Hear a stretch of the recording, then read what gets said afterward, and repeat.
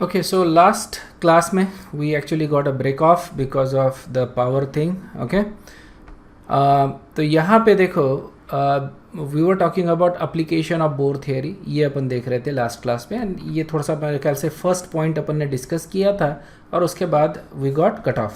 Okay, तो जैसे अगर हाइड्रोजन देखते हैं तो हाइड्रोजन के लिए z इक्वल टू 1 और उसके लिए अपन किसी भी ट्रांजिशन के लिए ओके एनर्जी निकाल सकते हैं when the electron jumps from either higher to lower और lower to higher.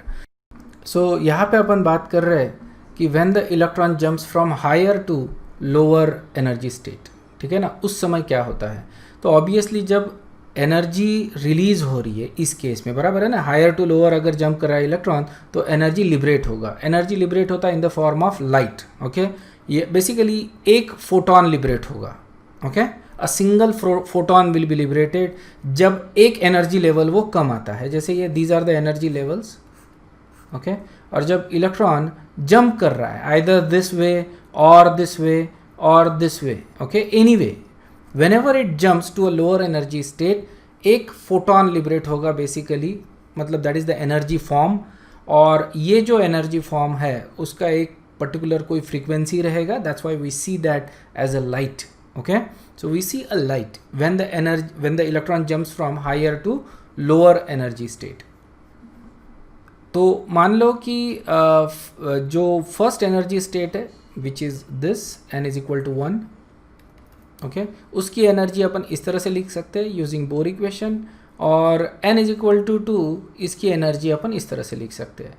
And then if the electron is there and if the electron is jumping from that to that state, तो इस case में भी एक photon liberate होगा और उस photon की कोई फ्रीक्वेंसी रहेगी. Okay, so there is a change in energy when you go from n2 to n1. There is a decrease in energy.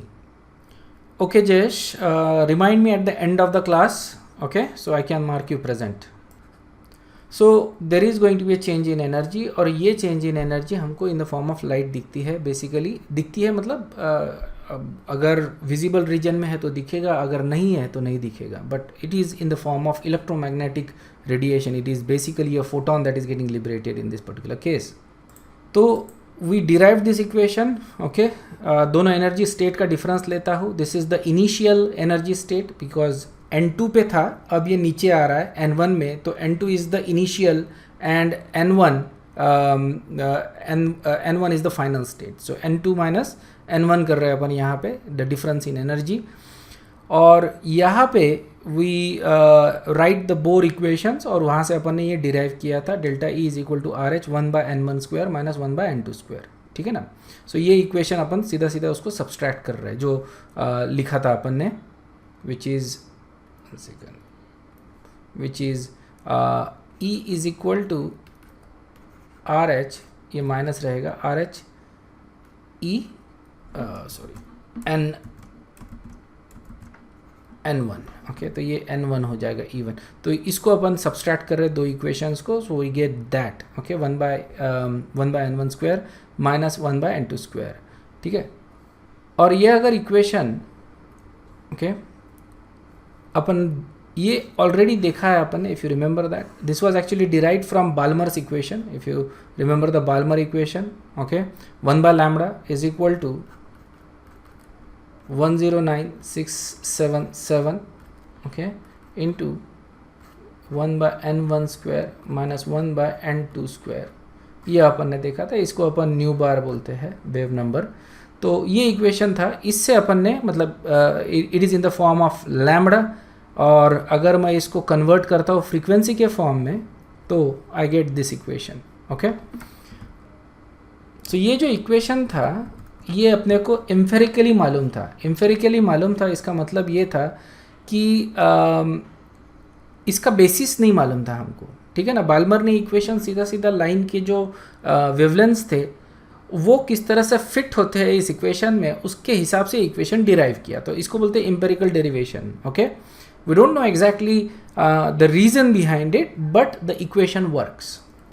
तो अब अपन देखते हैं कि बोर मॉडल से ये इक्वेशन कैसे बनता है. ठीक है ना. It's a very simple derivation, बहुत ही सिंपल डेरिवेशन है. So we know the delta E जो है, डेल्टा ई, इसके पहले अपन ने एक इक्वेशन देखा डेल्टा ई का. Delta E is equal to R H वाला इक्वेशन, ठीक है ना। और यहाँ पे we know from Max equation delta E is equal to H nu, ये अपने को मालूम है ना, delta E is equal to H nu. तो जो एनर्जी होती है that is directly proportional to frequency, inversely proportional to wavelength. इसी को मैं डेल्टा ई को ही मैं इस तरह से भी लिख सकता हूँ एच सी बाय लैम्डा, ठीक है। तो ये दो इक्वेशंस तुमको मालूम रहने ही चाहिए एनर्जी के, ओके। डेल्टा ई या E basically it is the change in energy और simply the energy that is being emitted और एब्जॉर्ब्ड, उसके लिए अपन ये इक्वेशन लिखते हैं, ओके। सो डेल्टा ई का अपना इक्वेशन था अर्लियर, इसके पहले वाले स्लाइड पे, मैंने पीछे नहीं जा रहा हूँ मैं। तो delta is equal to R H one by N one square, तो दोनों इक्वेशन सेम है इसलिए मैं दोनों को इक्वेट कर लूँगा। So what I get is H nu is equal to R H one by N one square minus one by N two square, ठीक है। तो ये इक्वेशन अपने को मिल रहा है, ऑलराइट। और अब यहाँ पे न्यू को मैं रखता हूँ, एच को इस साइड में ला लेता हूँ। So it becomes nu is equal to R H one by N one square minus one by N two square. R H की वैल्यू अपने को मालूम है, ओके, एच की वैल्यू अपने को मालूम है, दोनों की वैल्यू मैं यहाँ पे रख देता हूँ। तो what I will get is this equation. So this is n1 अपन लिख रहे 2 initially is 2, this is n is equal to 1, n is equal to 2। इसीलिए इनिशियल और फाइनल अगर लिखते हैं ना तो it becomes little bit more less confusing. It should jump to second, that's the key, understood है क्या? It should jump to this second energy level from any of the higher energy level. So this should be treated as n final, okay. So let's keep it like that, this is n final and initial can be any of the higher energy state. So n2 की value क्या रहेगी? If you remember the Balmer equation, n2 की value जो होती है that is always greater than 2, okay. It can be 3, 4, 5, 6, 7, 8 but it has to be greater than 2 और ये अपन ने बाल्मर की इक्वेशन में अपन ने देखा था, okay. So what I will do is I will consider that as the final state although it is written as n1, okay, n1। और इसको मैं जब notes upload करूँगा ना इसको change कर दूँगा from initial to final, that becomes little bit less confusing। तो इसको मैं final state कर रहा हूँ, n1 को final और n2 को initial कर रहा हूँ। So if that is the case और यहाँ पे मैं आर एच की वैल्यू रखता हूँ, that one 21.8 10 to the power minus 19 joules. H की वैल्यू रखता हूँ 6.6, okay, that is the Planck constant joule second में। और ये दोनों वैल्यू रख के अगर मैं कैलकुलेट करता हूँ तो मेरे को मिलता है nu is equal to 3.29 into 10 to the power 15 1/4 which is 2 square, okay, minus 1/n2 square, okay.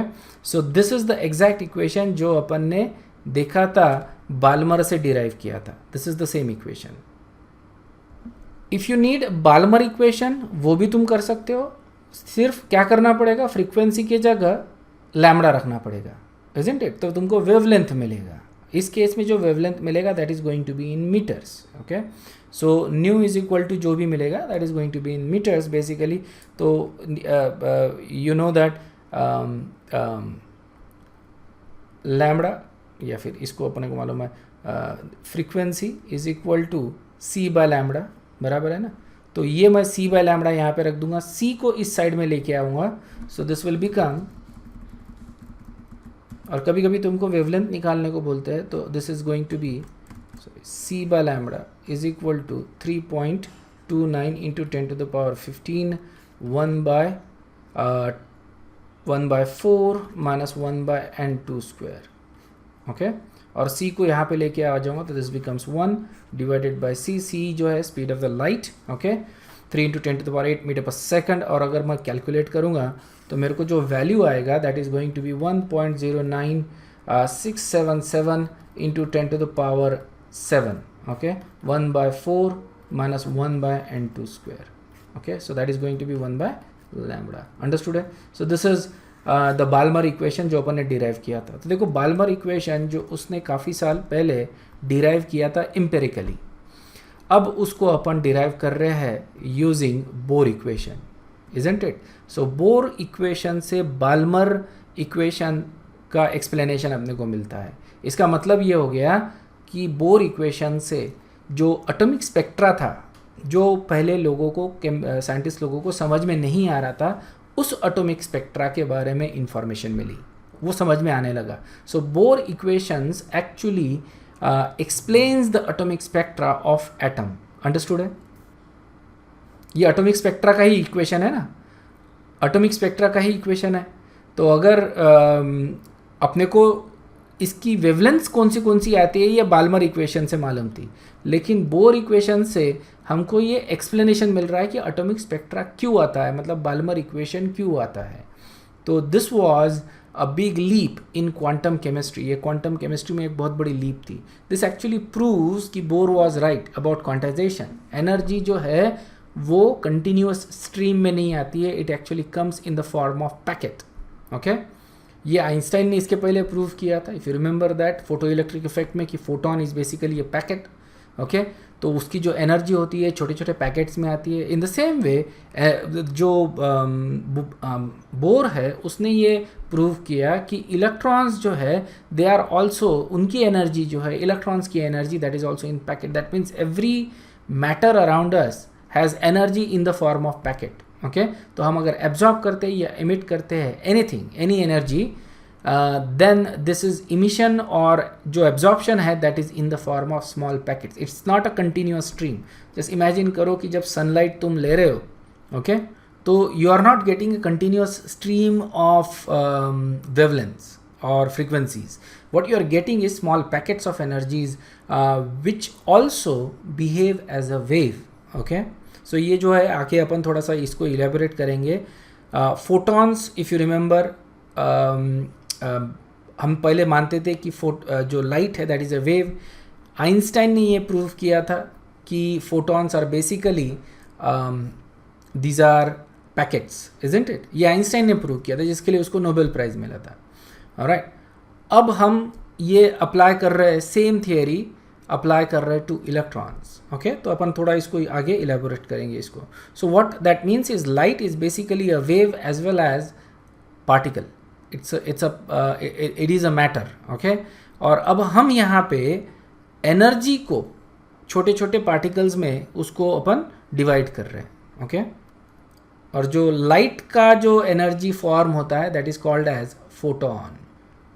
Okay, so this ability to explain the visible spectra of hydrogen atom was huge success for Bohr model.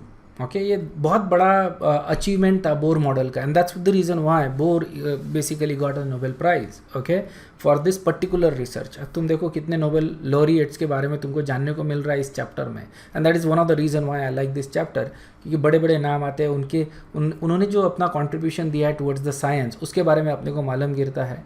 Okay, and this are just some phenomenal research, just outstanding, मतलब this is about the world thought process. जो इनकी सोच है that is something that is beyond common understanding. Okay, और इसके आगे भी आने वाले हैं, कुछ नाम आएंगे, हाइजेनबर्ग, श्रोडिंगर, ये जो सोच है इनकी, you cannot even now you can't understand it fully. ये उनकी उस समय की सोच थी।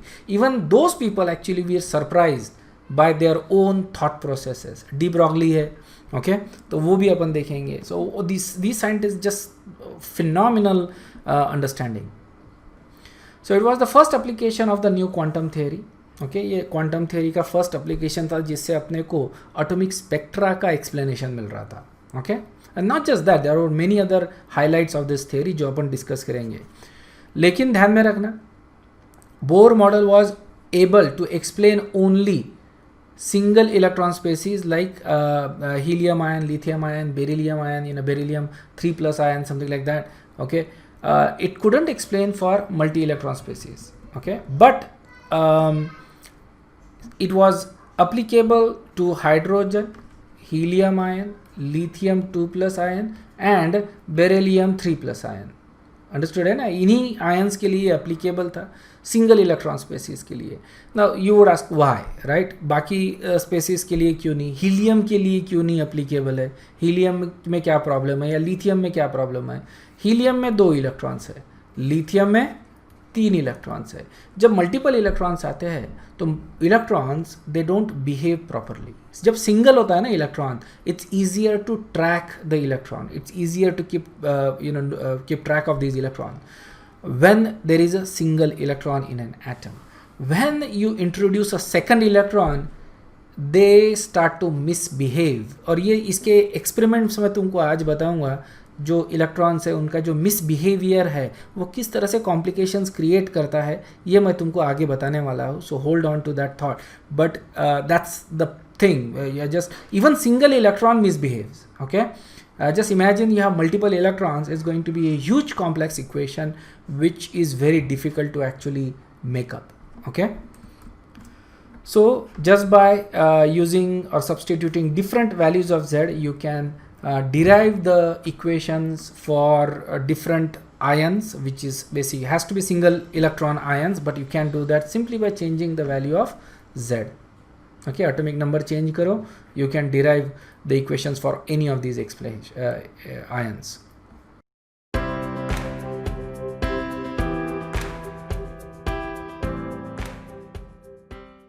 Okay, here is a review question. Read the question carefully and answer it. Okay, it's a very easy question.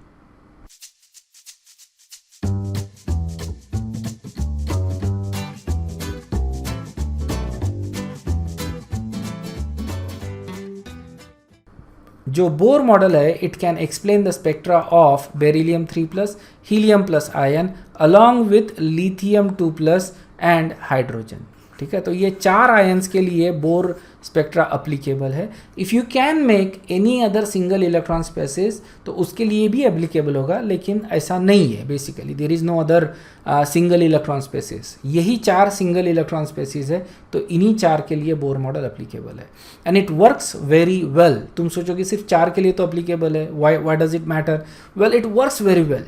Okay, जो चीज़ें आज तक अपन एक्सप्लेन नहीं कर पा रहे थे वो बोर मॉडल से तुम एक्सप्लेन कर सकते हो and that is the achievement basically. अब हम कंप्लीट स्पेक्ट्रा देखते हैं हाइड्रोजन एटम का. अभी तक हम सिर्फ बाल्मर सीरीज या बाल्मर के इक्वेशन को लेके अपन डिस्कशन कर रहे थे अभी तक. ओके, अभी हम देखते हैं कंप्लीट स्पेक्ट्रा. जो इक्वेशन था that was for the frequencies of light in the visible spectrum of hydrogen. Visible spectrum में इसलिए दिखता था. इस सीरीज को हम बोलते हैं बाल्मर सीरीज. ओके, जो भी वेवलेंथ्स हमको विजिबल स्पेक्ट्रम में आते हैं, जो अपना स्पेक्ट्रम था अल्ट्रावायलेट इलेक्ट्रोमैग्नेटिक स्पेक्ट्रम जो था, उसमें छोटा सा पोर्शन था विजिबल स्पेक्ट्रम, इजंट इट. अब जो ये इक्वेशंस डिराइव किए गए थे वो सिर्फ विजिबल स्पेक्ट्रम के लिए डिराइव किए गए थे, या किया गया था. Basically it was done by Balmer. तो इसलिए इस सीरीज़ को हम बाल्मर सीरीज़ बोलते हैं. इसेंशियली अगर कोई भी एटॉमिक स्पेक्ट्रा, वेदर इमिशन या एब्जॉर्प्शन स्पेक्ट्रा, हमको विजिबल रीजन में दिखता है तो उस लाइन को अपन क्या बोलेंगे? Balmer series.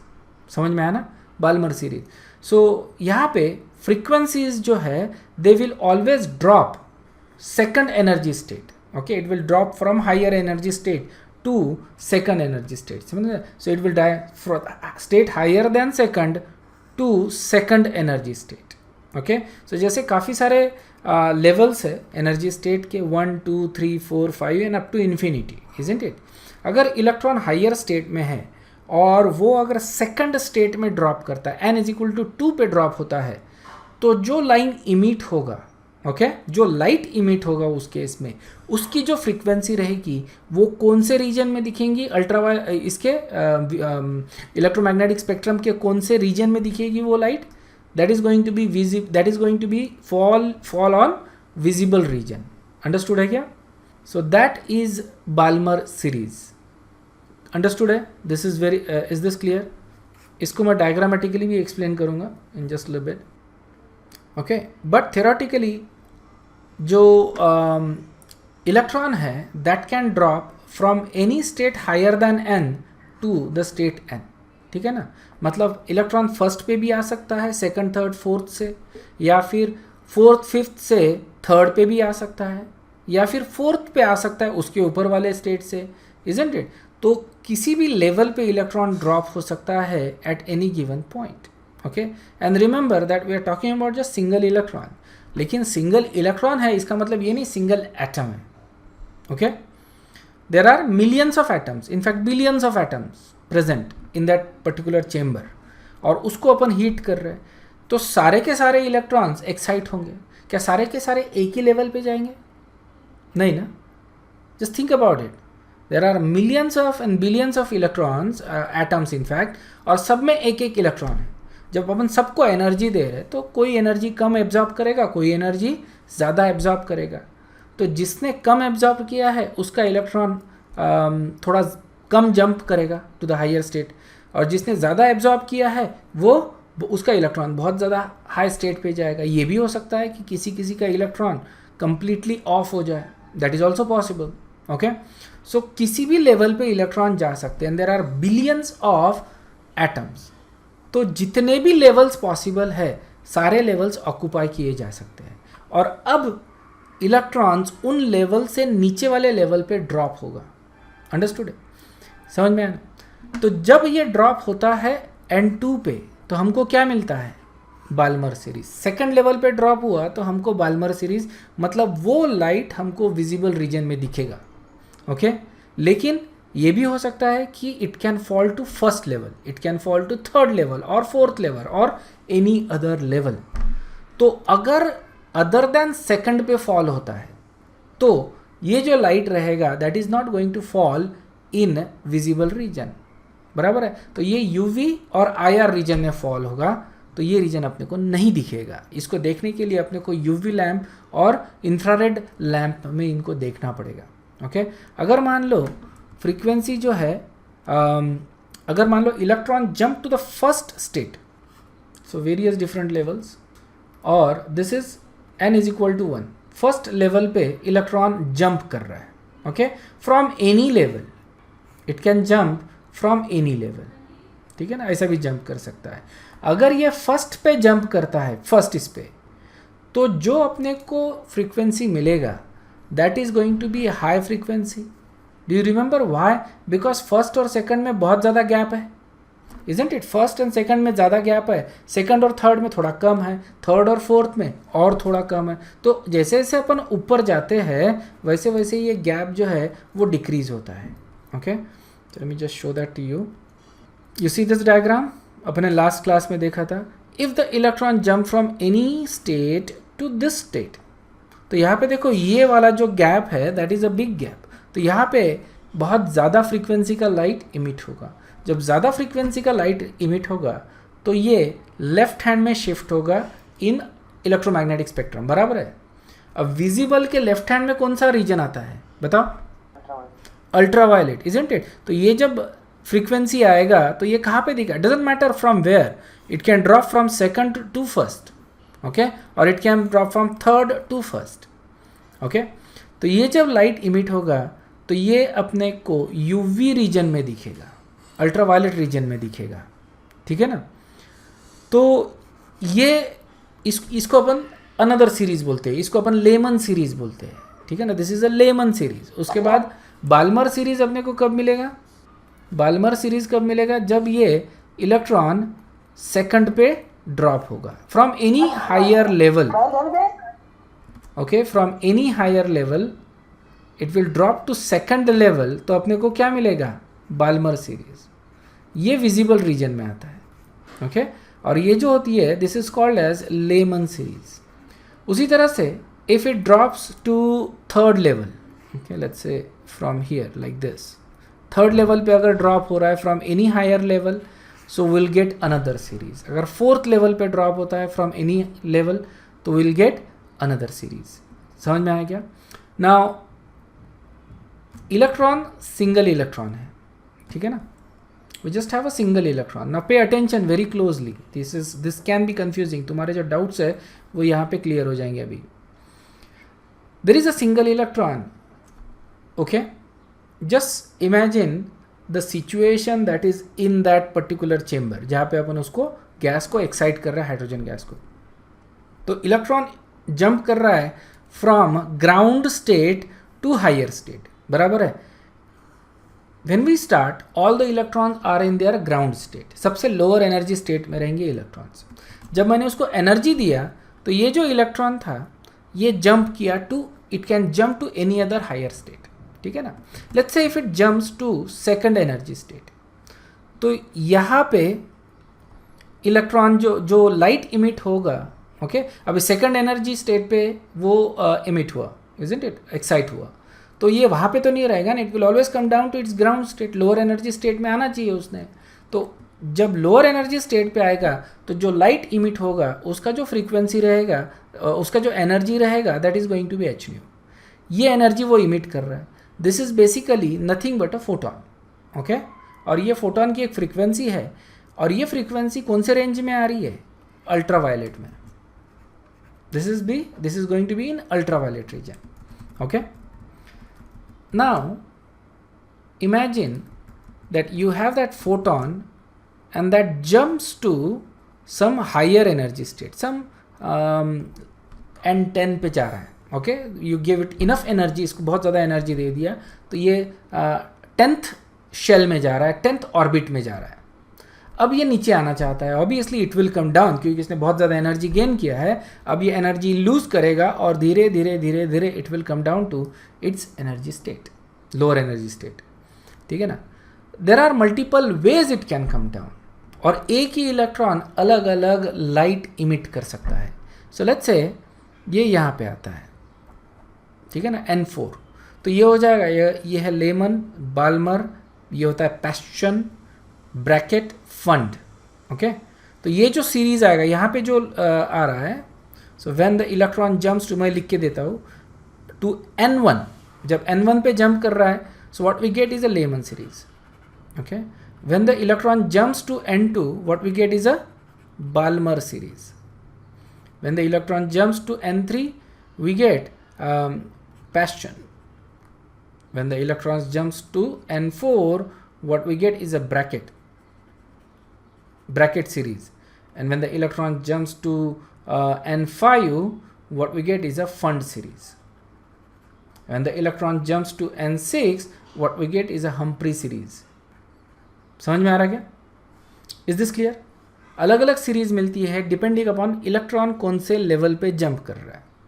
तो N4 पे जंप हुआ तो कौन सा सीरीज मिलेगा अपने को? N4 पे अपने को फंड ब्रैकेट सीरीज मिलेगा, है ना.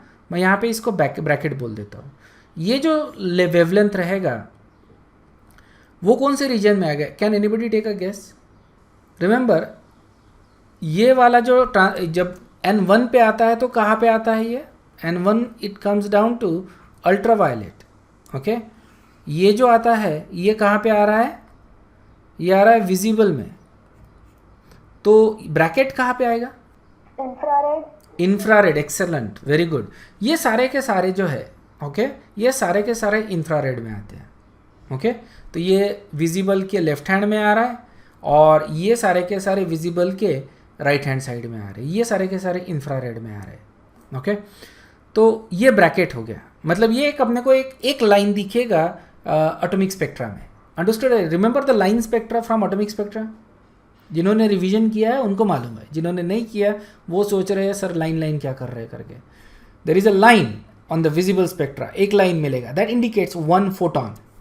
अंडरस्टूड? अब एक फोटोन तो तुमको नहीं दिखेगा, अंडरस्टूड है ना. एक फोटोन तो it's something that you can not actually see, okay. It's going to be a very faint line. लेकिन काफ़ी सारे इलेक्ट्रॉन्स इसी तरह से जंप करेंगे, क्योंकि there are billions of atoms, billions of electrons that got excited. अब ये सारे के सारे जंप कर रहे हैं. उसमें से कुछ electrons may be 100, may be thousands, कुछ इलेक्ट्रॉन इस तरह से जंप कर रहे हैं एग्जैक्टली सेम. तो सारे के सारे इलेक्ट्रॉन्स एक ही तरह का लाइट इमिट करेंगे, उनकी एक ही फ्रीक्वेंसी होगी, वो अपने को एक ही जगह पे दिखेगी, तो वो लाइन क्या हो जाएगी? ब्राइट हो जाएगी, so that we can actually see. Understood है?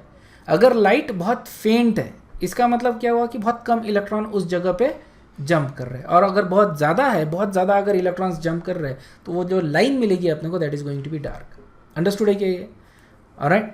सो it's not like you see one photon, but photons that are jumping to that particular location which is n4.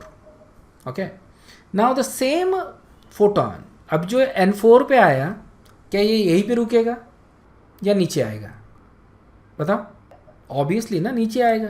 इसने ये तो नहीं बोला ना एक ही जंप करेगा कहीं पे, बराबर है. It can do multiple jumps, isn't it? तो ये नीचे आएगा. सो नीचे आएगा तो यहाँ पे भी तो आ सकता है. अगर ये n3 पे आ रहा है तो कौन सा लाइट मिलेगा आपने को? बताओ. n3 पे आ रहा है तो कौन सा सीरीज मिलेगा आपने को? पैस्चन सीरीज मिलेगा. Okay, so this is going to be a Paschen. तो ये जो सीरीज, ये जो लाइट मिलेगा आपने को ये पैस्चन में मिलेगा. ठीक है ना. Basically it is again in infrared reason. Okay, जो n3 पे आया है वो n2 पे आएगा अब. ओके, n2 पे आ रहा है तो कौन सा हो गया सीरीज ये? बताओ. Balmer series. ठीक है ना. और फिर यही इलेक्ट्रॉन अपने ग्राउंड स्टेट में आ रहा है तो ये कौन सा सीरीज रहेगा फिर?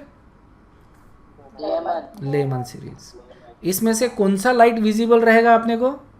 हाँ, कौन सा? बाल्मर वाला, बराबर है ना. वही लाइट विजिबल रहेगा. ब्रैकेट, फंड और लेमन ये अपने को नहीं दिखेंगे. And that's the reason why Balmer ने विजिबल रीजन के लिए इक्वेशन डिराइव किया था. इसीलिए उसने 2 स्क्वायर लिया था. 1/2 square minus 1/n2 square. n2 square लेते हैं तो this is basically the final state. Okay, initial minus final कर रहे हैं अपन यहाँ पे. सो this is how the atomic spectra work. एक ही इलेक्ट्रॉन ने कितने लाइंस दिए हैं अपने को? 1, 2, 3 and 4.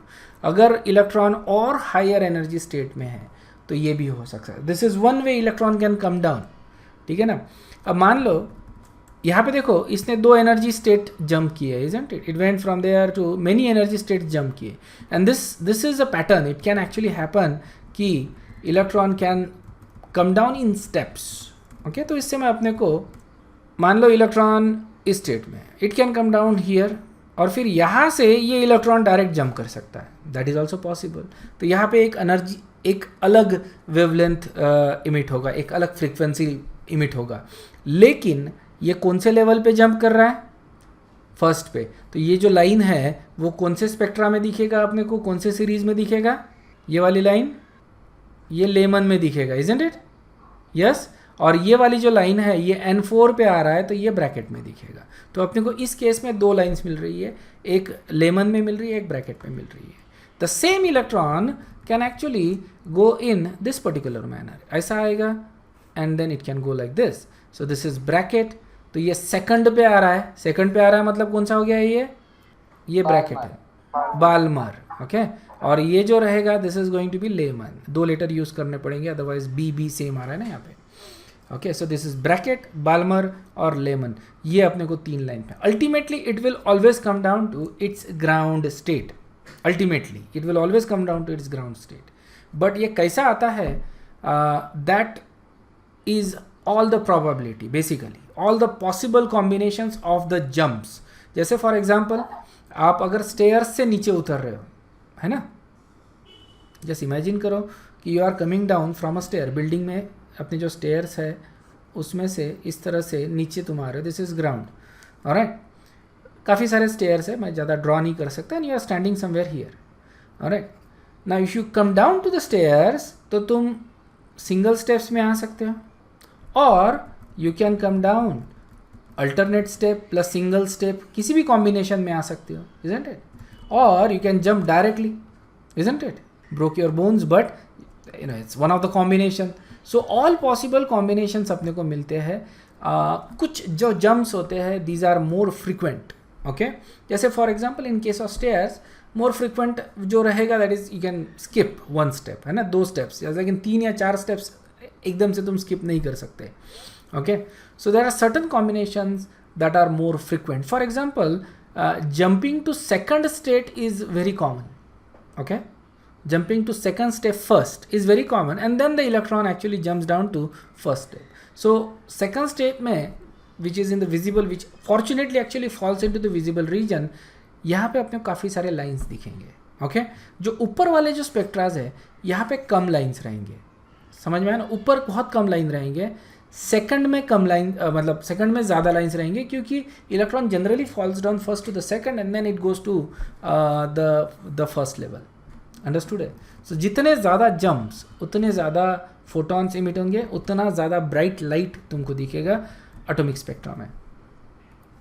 So what we got here is equation, ये अपन ने इक्वेशन यहाँ पे किया था and then we derive that equation, isn't it? और ये अपने को एक इक्वेशन मिला फॉर द बाल्मर सीरीज।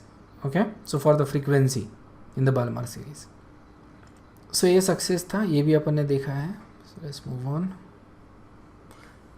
ये अपन ने क्वेश्चन देखा है and we are talking about complete spectra of hydrogen atom.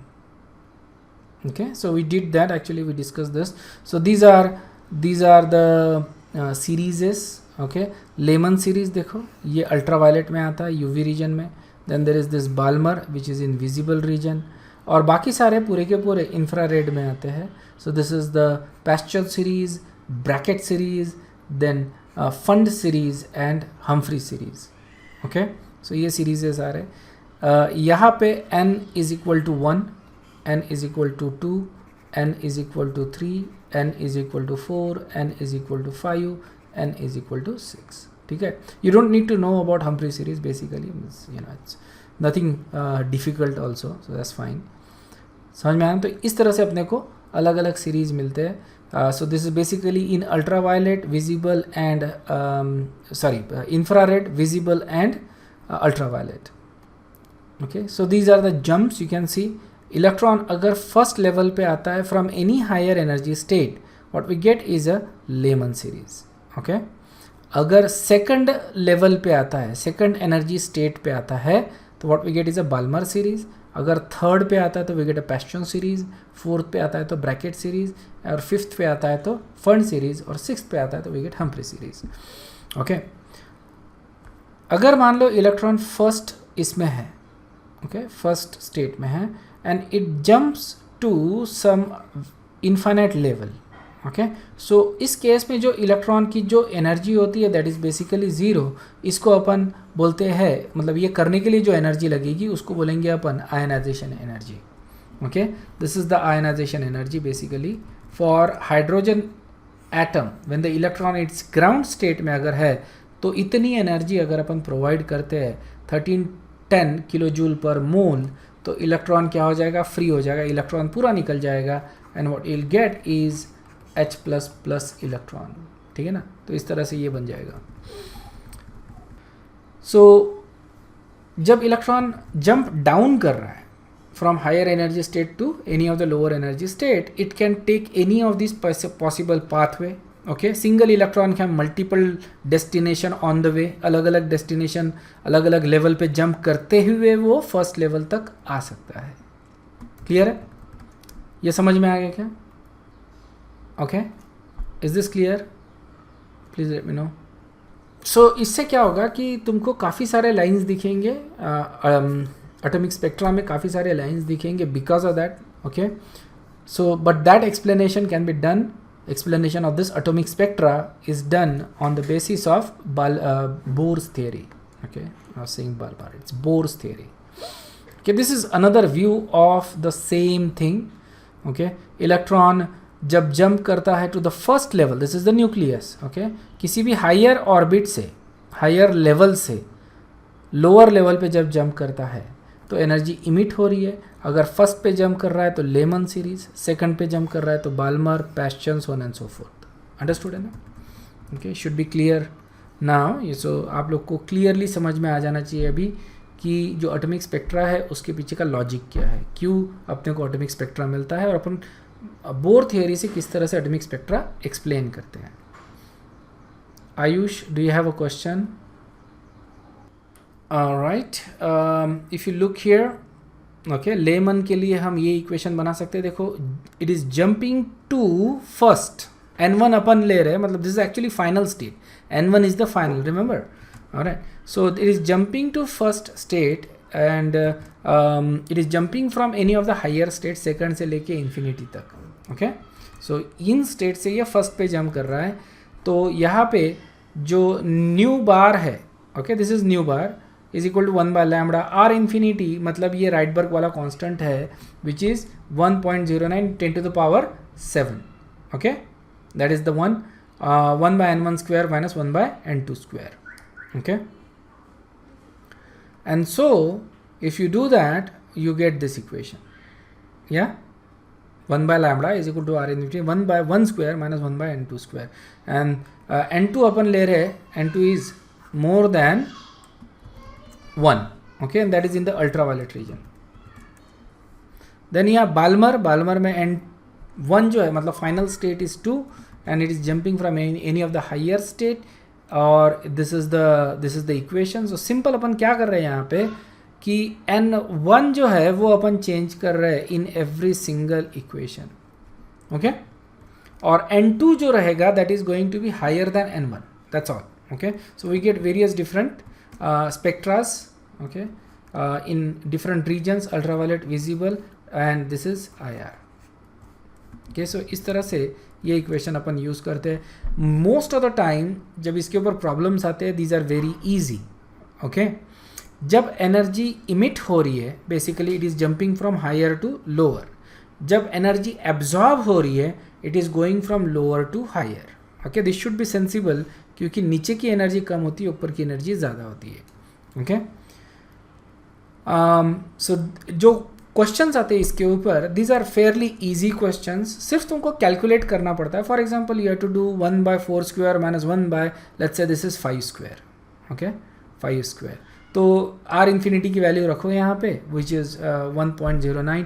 मैं तुमको बताया you can just do that. R infinity जो है सिंप्लीफाई करके you can just go for 1.1 into 10 to the power 7 ले सकते हो, okay, for that. And then you calculate 1 by lambda, okay.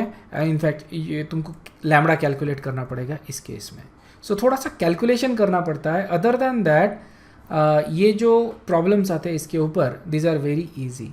मैं इसका आज जो है एक एक्चुअली मैंने ऑलरेडी पोस्ट किया है I think yesterday the practice sheet.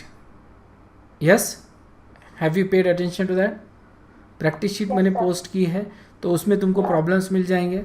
अगर if you have books like modern ABC और एनी अदर बुक, सिंगेज अगर है तो उसमें भी आपको इसके ऊपर प्रैक्टिस प्रॉब्लम्स मिलेंगे.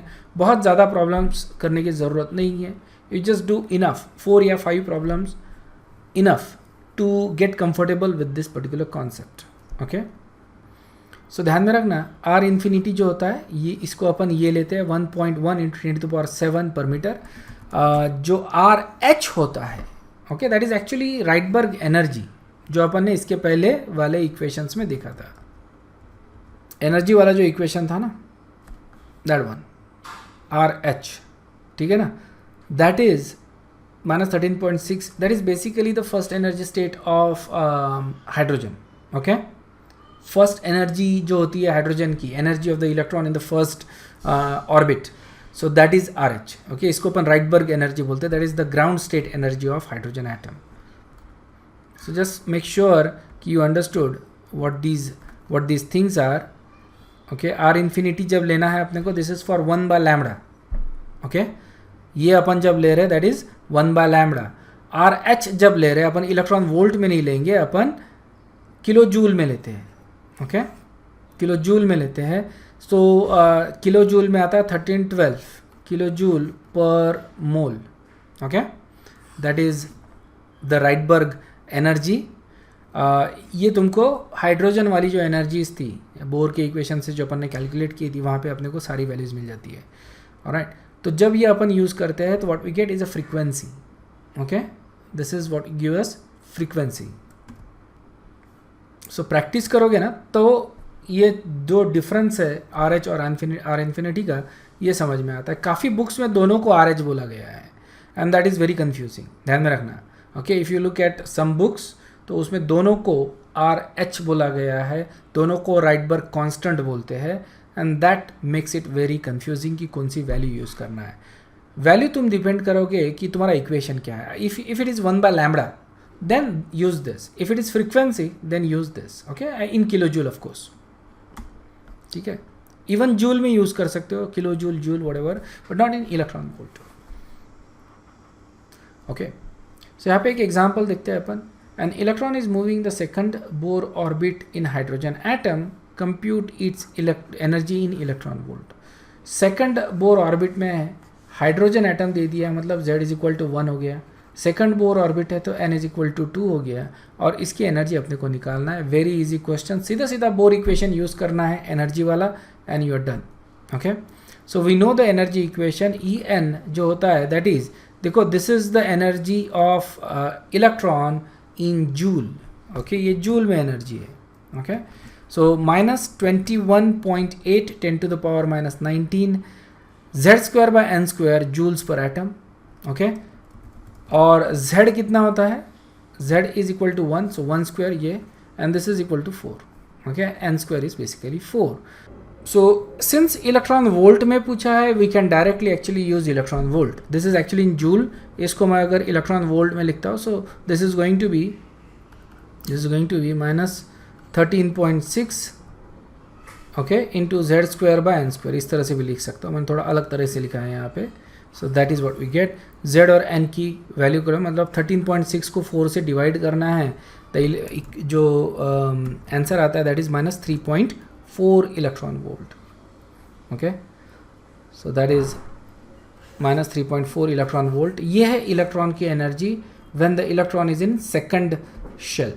ओके, सेकंड ऑर्बिट, समझ में आया ना। अगर इसी तरह से मेरे को सेम केस में मेरे को ये बोला गया कि calculate the energy when the electron is in third orbit, तो इस केस में n इज इक्वल टू 3 हो जाएगा, तो मैं इसको डिवाइड करूँगा। ओके, सो यहाँ पे माइनस साइन भी होना चाहिए बेसिकली। -13.6 डिवाइडेड बाय क्या हो जाएगा, 9। ये समझ में आया problem, very easy.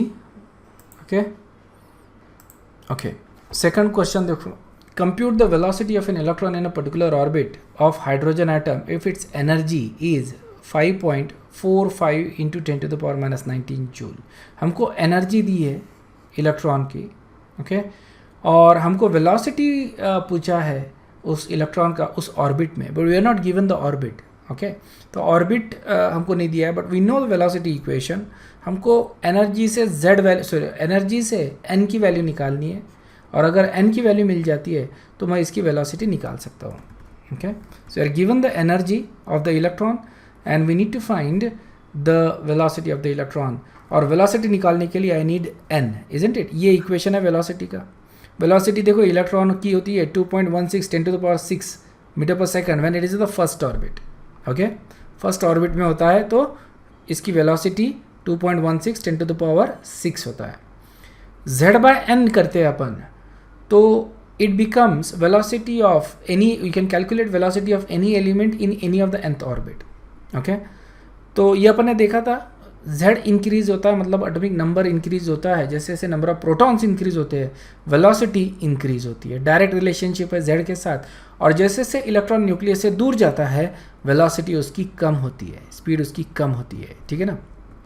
We need to be able to find n, because z तो अपने को मालूम है, कंप्यूट द वेलोसिटी, क्योंकि हाइड्रोजन ही है ना, तो z we already know it is 1, we need n। ठीक है ना।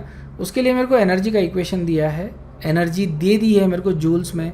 What I need to do is to यहाँ पे जो वैल्यू यूज़ कर रहा हूँ मैं, वो जूल वाली वैल्यू यूज़ करना है, दैट्स ऑल।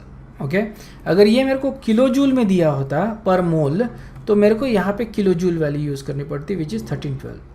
अगर नहीं तो फिर ये वैल्यू यूज़ करूँगा, -21.8 10 to the power -19 joules।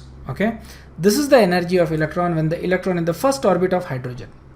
Alright, अब मेरे को यहाँ से मेरे को ये En दे दिया है, Z मेरे को मालूम है, तो मैं यहाँ पे N निकाल सकता हूँ।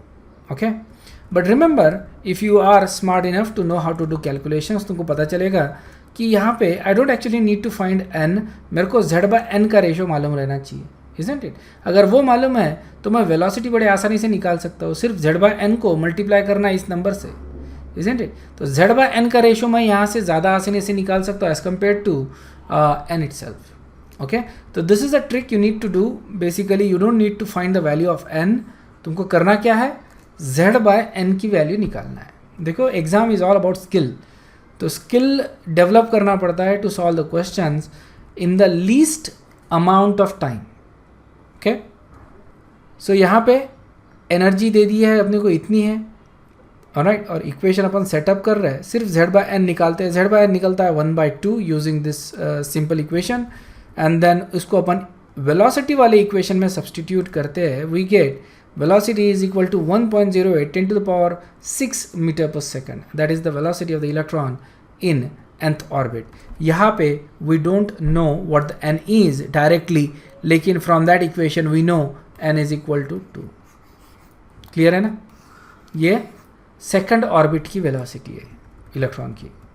Is this clear? Understood है? Okay, this is the third example. Okay. Assume that the shortest wavelength of the Lehman series for the hydrogen is x. Compute the longest wavelength of the Balmer series for helium ion in terms of x. Okay. So हमको दे दिया है shortest wavelength. Okay. Shortest wavelength मतलब lambda minimum. Okay. काय के लिए? Lehman series for hydrogen atom. For hydrogen atom is x. ये दे दिया है मेरे को. Okay, compute the longest wavelength मतलब लैम्बडा मैक्स निकालना है अपने को. Okay, of the Balmer series. ठीक है, ये लिखना पड़ेगा कि this is for Lyman and this is for Balmer. Okay, longest wavelength मतलब lambda max of the Balmer series for helium ion in terms of X. ठीक है ना, तो ये काय के लिए निकालना है मेरे को? हीलियम आयन ये निकालना है, इन टर्म्स ऑफ एक्स निकालना है, मतलब एक्चुअल कैलकुलेशन इन्वॉल्व नहीं है, लॉजिक यूज़ करना है. ठीक है, अब बताओ कि मिनिमम वेवलेंथ मेरे को कब मिलेगा? ये बहुत अच्छा क्वेश्चन है. मिनिमम वेवलेंथ मेरे को कब मिलेगा, कौन से केस में मिलेगा? Obviously we know this is for Lyman series, तो ऑब्वियसली ये अलग अलग लेवल्स है. Okay, so these are different levels. So किस केस में मेरे को मिनिमम वेवलेंथ मिलेगा? When energy is max, that is infinity to 1. Excellent, very good. Yes, when the frequency is high, okay, जैसे किसी ने बताया चैट बॉक्स में, when the frequency is high and when the electron jumps from n is equal to infinity, तभी मेरे को maximum frequency मिलेगा. Isn't it? That is the only case when we get maximum frequency. अगर frequency maximum है तो wavelength कैसा रहेगा? Minimum. Okay, so यहाँ पे अपना n1 और n2 ये दोनों वैल्यूज मेरे को पता चल गए. n1 है 1, ओके, एंड n2 या फिर इसको n फाइनल करते हैं, n इनिशियल है infinity. Okay, so we know that, और यहाँ से मैं सेटअप कर सकता हूँ equation for lambda, and that equation जो बाल्मर है इक्वेशन 1/n यहाँ पे आएगा 1/n1 square minus 1/infinity. Okay, R infinity यहाँ पे लिख रहे नहीं अपन वैल्यू. दिस इज 1/लैम्बडा, this is actually equal to X. यही बोला है ना अपने को, 1/x, सॉरी 1/x, यही अपने को बोला है. So what I can do is just solve this equation for x. okay, और अब यही मैं सेकंड पार्ट के लिए करूँगा. तो सेकंड पार्ट में इसने पूछा है मेरे को longest wavelength of the Balmer series. Longest wavelength of the Balmer series मतलब कौन सा ट्रांजिशन रहेगा? From 3 to 2. Yes, that is correct. Everybody agree? Lambda max है अपना, isn't it? So यहाँ पे this is n equal to 1, n is equal to 2 and so on and so forth. इस तरह से ये n की वैल्यू बढ़ती जा रही है. सो इलेक्ट्रॉन यहाँ पे जंप करना पड़ेगा, isn't it? सेकंड पे. तो अपने को लॉन्गेस्ट वेवलेंथ मतलब कि lowest frequency, isn't it? Lowest frequency कब मिलेगी? जब इलेक्ट्रॉन यहाँ से यहाँ पे जंप करेगा. समझ में आया ना? So that is going to give us lowest frequency, और इसी का मेरे को लैम्बडा मैक्स रहेगा. Alright, and that's how we got the n1 and n2 values from this particular. Shortest wavelength जब बोलते हैं अपन, okay, so that means highest frequency the electron is jumping from infinity to whatever that level is, okay. जब longest जो बोल रहे हैं अपन, लॉन्गेस्ट वेवलेंथ मतलब लोएस्ट फ्रीक्वेंसी, और लोएस्ट फ्रीक्वेंसी कब मिलेगी, जब उस लेवल पे जंप कर रहा है electron right from next level, okay. उसी केस में मेरे को लोएस्ट एनर्जी मिलेगा। Is this clear? So let's see how we solve it, okay. हमको मालूम है energy equation for Bohr E n is equal to minus R H Z square by n square, और उससे मैं डेल्टा ई निकाल सकता हूँ, okay. This is for hydrogen atom first case, okay, जब electron is jumping in Lyman series, okay, n1 पे जब आ रहा है। So this is the first n1, okay, and this is the n2। तो इस तरह से n2 is going to be infinity and I can solve this equation. This is the second series, okay, second jump, which is the Balmer series, जहाँ पे जो n की value है, n1 की जो वैल्यू है that is 2, okay, and we do that. अब यहाँ पे it is a helium ion, remember, तो z स्क्वायर से मल्टीप्लाई करना पड़ेगा इस इक्वेशन को, ओके। इसके पहले वाले इक्वेशन में हमको करना नहीं पड़ा क्योंकि this is actually for hydrogen, तो z square is basically 1 square is 1, तो इसलिए यहाँ पे नहीं आता है।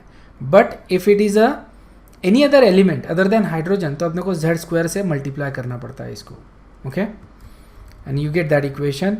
यहाँ पे n2 जो रहेगा that is going to be 3, ये n2 जो है दैट इज इक्वल टू 3, और यहाँ से अपन फिर वेवलेंथ फाइंड कर सकते हैं।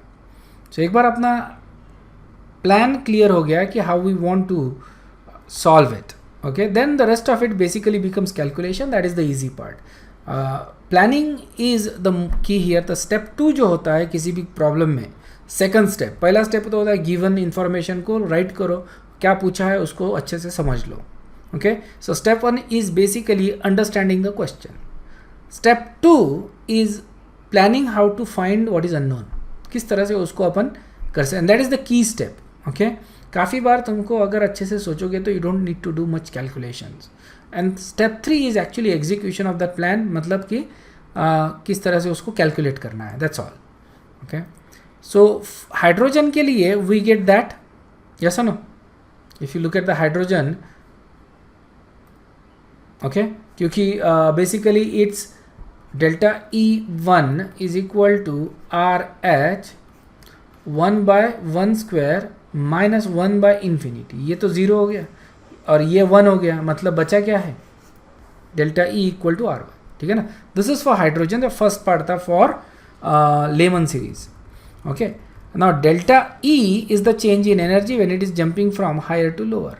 तो डेल्टा E को मैं h न्यू लिख सकता हूँ, इजंट इट, h न्यू 1 लिख रहा हूँ यहाँ पे, इज इक्वल टू RH, और न्यू को मैं c बाय लैम्डा लिख सकता हूँ, okay. So this is become hc by lambda equal to RH। ये मेरा इक्वेशन हो गया इसके लिए।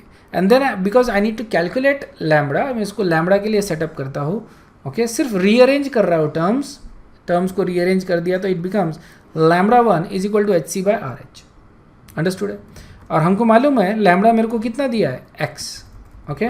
जो फर्स्ट ट्रांजिशन था उसका जो वेवलेंथ जो दिया है lambda minimum, isn't it, that is x, ये दे दिया है मेरे को, तो x इज इक्वल टू हो जाता है hc बाय RH। अब मेरे को बाकी जो सेकंड वाला जो था हीलियम आयन के लिए मेरे को सिर्फ hc बाय लैम्डा कितना है इन टर्म्स ऑफ x वही फाइंड करना है, okay. So for helium delta E2 is equal to same equation आएगा, ये अपना z स्क्वायर हो गया, ओके।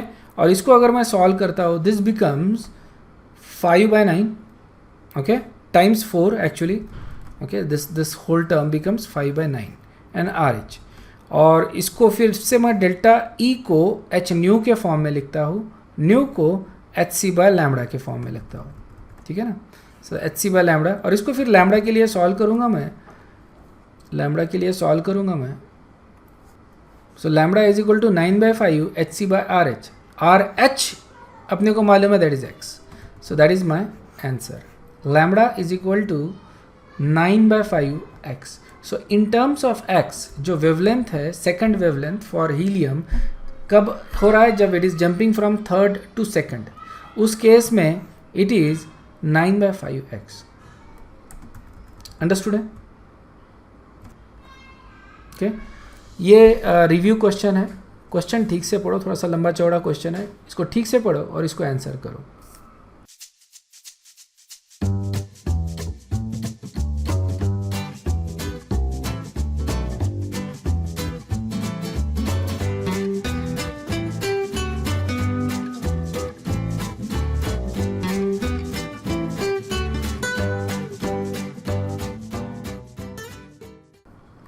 So यहाँ पे correct answer is B, that is the correct answer.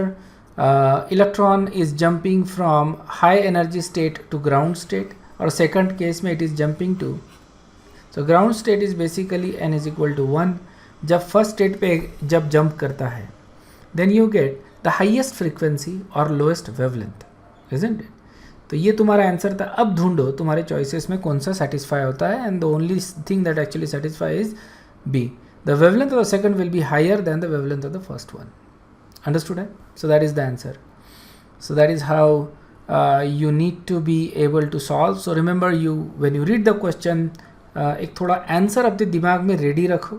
Okay, what you are supposed to get, and then try to find that answer in the choices, and then see if that choice is actually sensible, makes sense. ठीक है ना? ऐसा नहीं कि तुम choices back and forth कर रहे हो between choice and question. Okay, the next part we're going to talk about, the last one for today is drawbacks of Bohr model. Bohr model के drawbacks कौन से थे? काफ़ी सारे drawbacks थे Bohr model के. It's not a perfect model. Okay, जो सबसे main drawback था was the principal drawback, वो ये था कि it is not applicable to multi-electron atoms or ions. It's only applicable to single electron species. ठीक है ना? Easy one. इसके बारे में काफ़ी बात किया अपन ने इस drawback के बारे में. It could not explain why chemical bonding took place. Okay, chemical bonding का, और ये basically structure of the atom बता रहा है, बट बॉन्ड फॉर्मेशन को लेके या मॉलिक्यूल फॉर्मेशन को लेके कोई भी चीज़ यहाँ पे नहीं बता रही है. And as soon as you talk about molecule formation, you are talking about more than one electron, isn't it? So obviously multi electron species अगर एक्सप्लेन नहीं कर सकता तो बॉन्ड फॉर्मेशन को भी एक्सप्लेन नहीं कर सकता. Okay, so that is the limitation of that. And another major drawback was that it does not explain Stark effect and Zeeman effect. ठीक है, Stark and Zeeman effect is not actually in our syllabus. Stark effect होता है effect of electric field on atomic spectra. जब atomic spectra अपन देखते हैं, remember you get single line. लेकिन अगर there is a electric field अगर है, so these lines actually split. Okay, और ये स्प्लिटिंग क्यों मिलता है इसके बारे में इसने कोई एक्सप्लेनेशन नहीं दिया था, और यहाँ पे मिलता नहीं है अपने को. और सिमिलर स्प्लिटिंग अपने को मिलता है when you field it in place it in magnetic field. Magnetic field में अगर रखते हैं तो what we get is a Zeeman effect. That is also the same. जो लाइन्स होते हैं वो स्प्लिट होते हैं. Okay, so rather than seeing it as a single line on atomic spectra, so let's imagine कि you basically have a thing, right? And then there is a single line somewhere. Okay, so there are different lines. Just draw few lines here and there.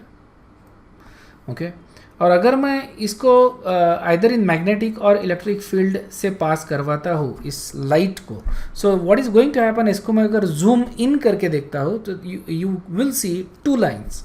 इसको splitting बोलते हैं. तो इस तरह के splitting का कोई एक्सप्लेनेशन बोर थियरी से अपने को नहीं मिलता. Why it actually happens in many cases, this is been linked, मतलब इसका क्लियर एक्सप्लेनेशन नहीं है why actually these lines actually split, लेकिन एटलीस्ट अपने सिलेबस में नहीं है, अपने बुक में नहीं है basically. But it is basically because of the quantum properties of electron. Okay, because the interference होता है इलेक्ट्रॉन्स का. इलेक्ट्रॉन अपने साथ ही इंटरफियर करता है, and that's probably the reason why you see two lines splitting मिलता है. ओके, इन some cases जैसे अपन ने देखा है interference pattern in one of the earlier classes. तो this could be because of that. Okay, the light is actually interfering with itself, and you see, rather than seeing a single line, you see two lines or three lines. इस तरह से splitting अपने को मिलता है. Understood है? So Stark effect और Zeeman effect, इसको एक्सप्लेन नहीं करता, ये बेसिकली क्वांटम थ्योरी का पार्ट है। क्लियर है?